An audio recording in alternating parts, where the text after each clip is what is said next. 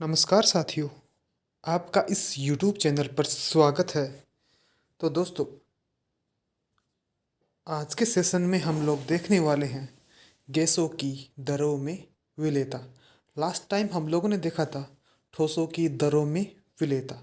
तो आज का अपना पॉइंट होने वाला है गैसों की दरों में विलेयता। दोस्तों, गैसें दरों में बहुत ज़्यादा मात्रा में घुलती है। उस पर कई सारे कारक या कई सारे प्रभाव लगते हैं, जैसे ताप का प्रभाव, दाब का प्रभाव। इन्हीं सभी को आज हम इस वीडियो में कवर करने वाले हैं। तो दोस्तों, करते हैं स्टार्ट। हाँ दोस्तों, बहुत सी गैसें जल में घुल जाती हैं। ऑक्सीजन जल में बहुत कम मात्रा में घुलती है। ऑक्सीजन की यह घुली हुई मात्रा जलीय जीवन को जीवित रखती है। दूसरी ओर हाइड्रोजन क्लोराइड यानी कि HCl, जो जल में बहुत ज़्यादा मात्रा में घुलनशील होती है। क्यों घुलनशील होती है? क्योंकि उन दोनों की प्रकृति समान होती है। जिनकी प्रकृति समान होंगी वो आसानी से घुलती हैं। अगला पॉइंट, अगली लाइन। गैसों की दरों में विलेयता पर ताप एवं दाब का बहुत अधिक प्रभाव पड़ता है। यानी ताप और दाब गैसों की विलेयता को बहुत ज़्यादा प्रभावित करते हैं। दाब बढ़ाने पर गैसों की विलेयता बढ़ती जाती है, जिससा अपने को चित्र 1.1 में दिखाया गया है। हम लोग उस चित्र को समझेंगे। यानी कि इस लाइन में क्या लिख रखा है कि दाब बढ़ने पर गैसों की दरों में विलेयता बढ़ती जाती है। तो दाब बढ़ेगा, P बढ़ेगा, तो विलेयता, गैसों की दरों में विलेयता बढ़ेगी।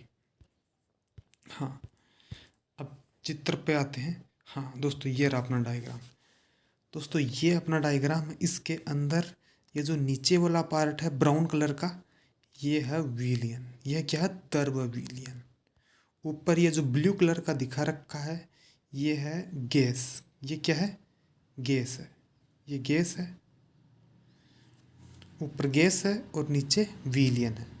इसके अंदर दाब इतना नहीं लगा रखा। दाब कम लगा रखा है तो इसका आयतन भी ज़्यादा हो रखा है। यानी इसका आयतन भी क्या है? ज़्यादा है। जब इस पे दाब लगाते हैं, इस पे पहले वाले कै डायग्राम पे केवल W1 वेट रख रखा है, जिससे दाब कम लग रख रहा है। अब दूसरा डायग्राम है, उस पर W1, W2 और W3 तीन वेट रखने के कारण इस पे दाब भी ज़्यादा मात्रा में लग रहा है। और दोस्तों, हम लोग जानते हैं जब भी दाब लगता है तो आयतन का मान कम हो जाता है। यानी P समानुपाती होता है 1/V।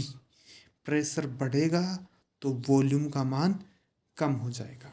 ठीक है दोस्तों, प्रेशर बढ़ेगा, वॉल्यूम का मान कम होगा, आयतन कम होगा। आयतन कम होने के कारण गैस के कण नज़दीक आ जाएंगे। गैस के कण नज़दीक आने के कारण वो द्रवों की सतह पे क्या करेंगे? टकराएंगे। द्रव की सतह से टकराएंगे। द्रव की सतह से टकराने के कारण वो उसमें आसानी से घुल जाएंगे। और वो तब तक घुलते रहेंगे जब तक एक नया साम्य प्राप्त नहीं हो जाता। क्योंकि विलयनों में भी साम्य अवस्था पाई जाती है। विलयन तब तक पाया जाता है जब तक उसमें साम्य अवस्था होती है। साम्य अवस्था का मतलब है इसके अंदर घुलने वाले कण और फिर से गैस बनने वाले कणों की दर है, जो स्पीड है, वो बराबर हो जाए, तब उनका साम्य स्थापित हो जाता है। ये दोनों बराबर हो जाए तब साम्य स्थापित हो जाता है। तो इस प्रकार दाब बढ़ाने पर गैसों की दरों में विलेयता बढ़ती है। अब इन्हीं सभी चीज़ों को हम लाइन टू लाइन NCERT से देखेंगे। ठीक है दोस्तों। हाँ दोस्तों, अपना पॉइंट था कि गैसों की दरों में विलेयता ताप व दाब द्वारा बहुत अधिक प्रभावित होती है और दाब बढ़ाने पर गैसों की विलेयता बढ़ती जाती है। चित्र 1.1 में हम लोगों ने देखा है कि गैसों के एक निकाय पर P दाब एवं T ताप पर अध्ययन करते हैं, जिसका निचला भाग विलयन है और ऊपरी भाग गैसीय है। मान लें कि यह निकाय गतिक साम्य अवस्था में। गतिक साम्य अवस्था का मतलब आगे वाली रिएक्शन और पीछे वाली रिएक्शन, यानी कि घुलने वाले गैसीय कण और फिर से बनने वाले गैसीय कण, ये दोनों की स्पीड है, दोनों की दरें हैं, वो समान है। अर्थात इन परिस्थितियों में गैसीय कणों के विलयन में जाने वाले और उसमें निकलने वाले की गति समान है। अब गैस के कुछ आयतन को संपीड़ित कर विलयन पर दाब बढ़ाते हैं। यानी गैस के आयतन को संपीड़ित करते हैं, कम करते हैं। कम कब होगा? जब उस पर दाब बढ़ाएंगे। दाब बढ़ाने पे क्या होगा? दाब बढ़ाने पर गैसीय कण नज़दीक आ जाएंगे। इससे विलयन में उपस्थित गैसीय कणों की संख्या प्रति इकाई आयतन में बढ़ जाएगी। यानी कि गैसीय कण नज़दीक आएंगे तो कम आयतन के अंदर ज़्यादा गैसीय कण आ जाएंगे। ज़्यादा गैसीय कण आएंगे तो वो द्रव की सतह पर दाब लगाएंगे, उससे टकराएंगे तथा गैसीय कणों की विलयन की सतह में प्रवेश करने के लिए उसमें टकराने की दर बढ़ जाएगी। जब गैसीय कण दूर दूर होंगे, दोस्तों इसका डायग्राम में देखो, इसके अंदर गैसीय कण दूर दूर हैं तो इनके सतह पर टकराने की दरें भी कम हैं, जबकि बी डायग्राम के अंदर गैसीय कण नज़दीक हैं तो इनके टकराने की दर बढ़ जाएगी। टकराने की दर बढ़ेगी तो विलेयता भी बढ़ेगी। हाँ दोस्तों, हाँ, तो टकराने की दर बढ़ जाएगी। इससे गैस की विलेयता तब तक बढ़ेगी जब तक कि एक नया साम्य स्थापित न हो जाए। इस प्रकार अतः विलयन पर दाब बढ़ने पर गैसों की विलेयता बढ़ती है। तो अपने को ये लाइन याद रखनी है कि दाब बढ़ेगा, प्रेशर बढ़ेगा तो विलेयता, सोल्यूबिलिटी भी बढ़ेगी। ठीक है दोस्तों। हाँ, तो दोस्तों गैसों के दरों में विलेयता को सबसे पहले अच्छी तरह से समझाया था हेनरी ने। हेनरी के द्वारा गैसों की दरों में विलेयता को अच्छी तरह से समझाया था। हेनरी ने अपना एक नियम दिया था जिसके द्वारा उसने गैसों की दरों में विलेयता को आसानी से समझाया। उसने क्या नियम दिया, देखते हैं। सर्वप्रथम गैस की विलायक में विलेयता तथा दाब के मध्य मात्रात्मक संबंध हेनरी ने दिया था, जिसे हेनरी नियम कहते हैं। हेनरी नियम के अनुसार, इसके अनुसार स्थिर ताप पर किसी गैस की दरों में विलेयता द्रव या विलयन की सतह पर लगने वाले आंशिक दाब के समानुपाती होती है। यानी कि कोई भी गैस है उसकी विलेयता m उसके द्वारा लगाए गए दाब P के समानुपाती होती है। यानी कि m समानुपाती P होता है। ठीक है दोस्तों। अब आगे देखते हैं। दोस्तों डाल्टन जो हेनरी के समकालीन था, उसने भी स्वतंत्र रूप से ऐसा ही कुछ निष्कर्ष निकाला था और बताया कि किसी द्रव विलयन में गैसों की विलेयता आंशिक दाब पर निर्भर करती है। यानी कि गैसों की विलेयता किस पर निर्भर कर रही है? दाब पर निर्भर कर रही है। यदि हम विलयन में गैस के मोल अंश को उसकी विलेयता का माप माने तो यह कहा जा सकता है कि विलयन में गैस का मोल अंश उस विलयन में उपस्थित गैस के आंशिक दाब के समानुपाती होता है।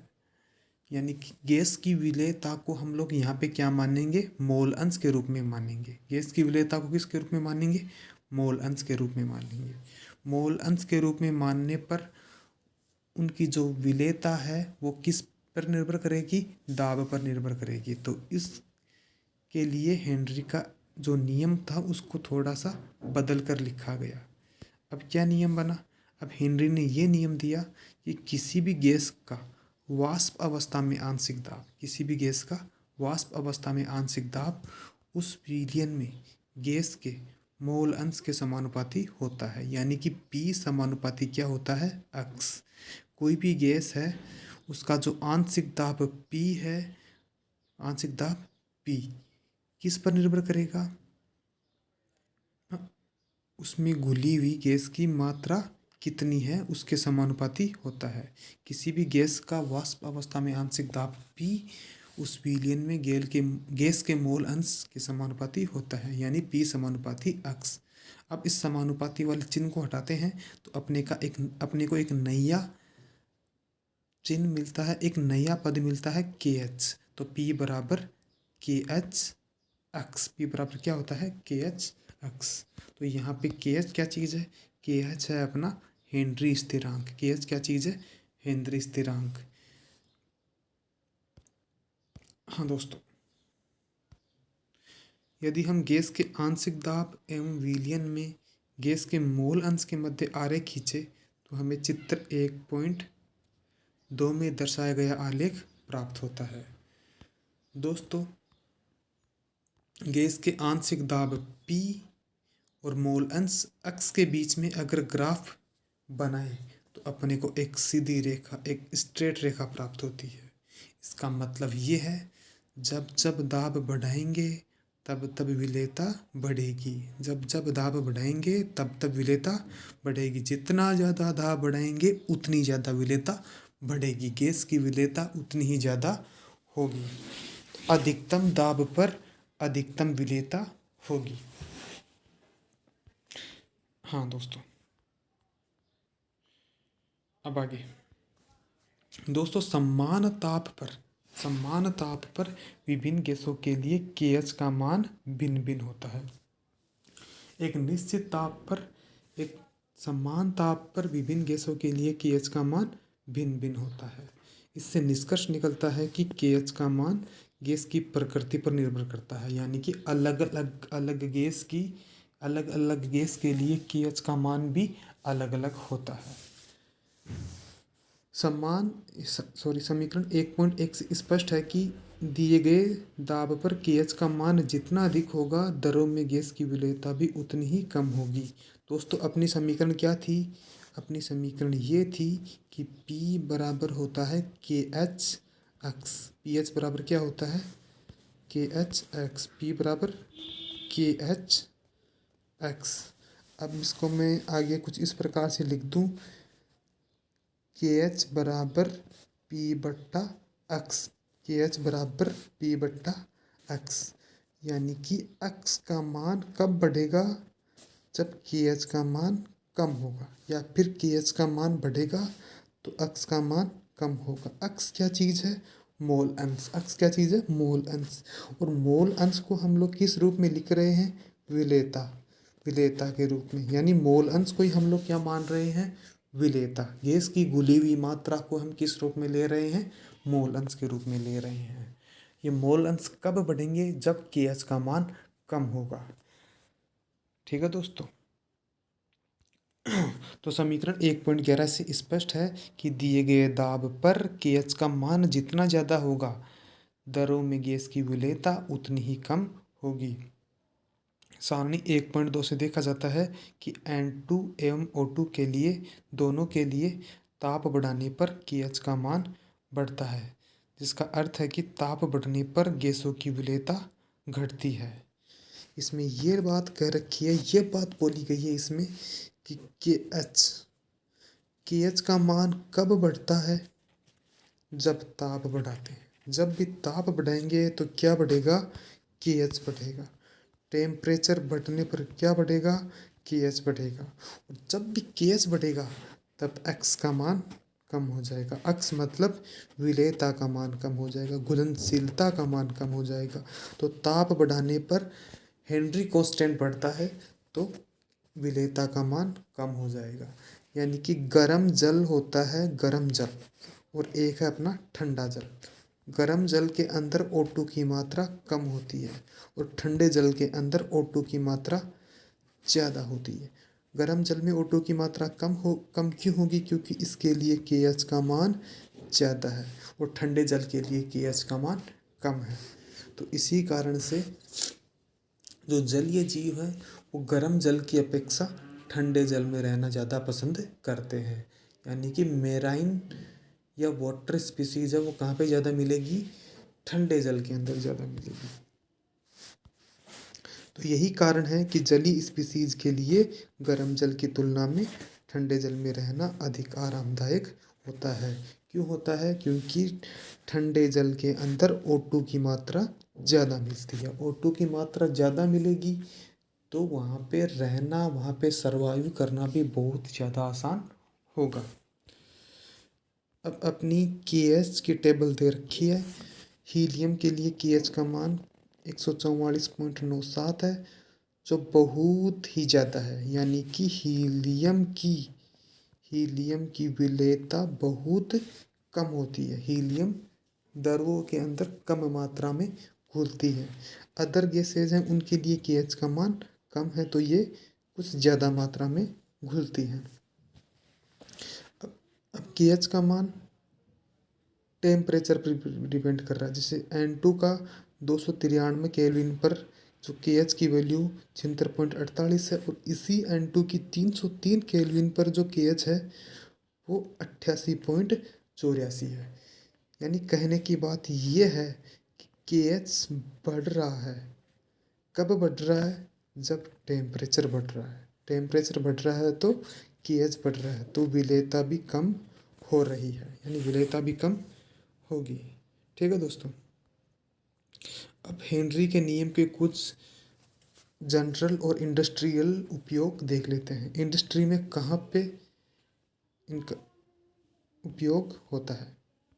हाँ दोस्तों, सोडा वाटर एंड शीतल पेयों में CO2 की विलेयता बढ़ाने के लिए उनकी बोतलों को अधिक दाब पर बंद किया जाता है। क्यों बंद किया जाता है? क्योंकि उसके अंदर CO2 ज़्यादा मात्रा में घुले, उसके अंदर कार्बोनेटेड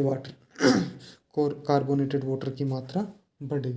तो इसी कारण से शीतल पेयों और कोल्ड ड्रिंक्स को अधिक दाब पर बंद किया जाता है।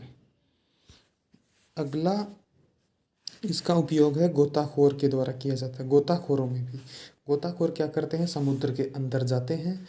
समुद्र के अंदर जो गैस का टैंक लेकर जाते हैं, उसके अंदर हीलियम की मात्रा 11.7%, नाइट्रोजन की मात्रा 56.2% और ऑक्सीजन की मात्रा 32.1% होती है। ये क्यों होती है ये मात्रा? क्योंकि जब भी गोताखोर समुद्र के अंदर जाएगा तो उस पर वायुमंडलीय प्लस समुद्र दोनों का दाब उसके शरीर पर लगेगा।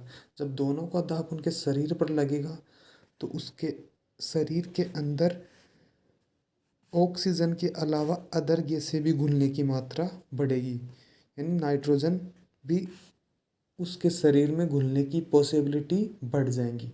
जब भी नाइट्रोजन हमारे शरीर के ऊतकों में घुल जाती है, जब RBC के साथ जुड़ जाती है, तो इसका जुड़ना तो आसान होता है, लेकिन जब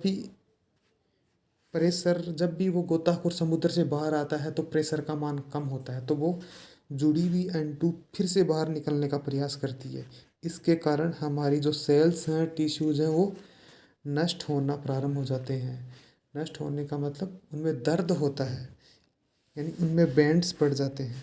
तो इस बैंड्स वाली अवस्था से बचने के लिए गोताखोर हीलियम को मिला करके उस टैंक के अंदर लेकर जाते हैं, क्योंकि हीलियम के लिए KH का मान ज़्यादा है। हीलियम के लिए KH का मान ज़्यादा होता है, इस कारण से ये टिश्यूज़ के अंदर, RBC के अंदर जल्दी से नहीं घुलती है। ठीक है दोस्तों। हाँ, नेक्स्ट पॉइंट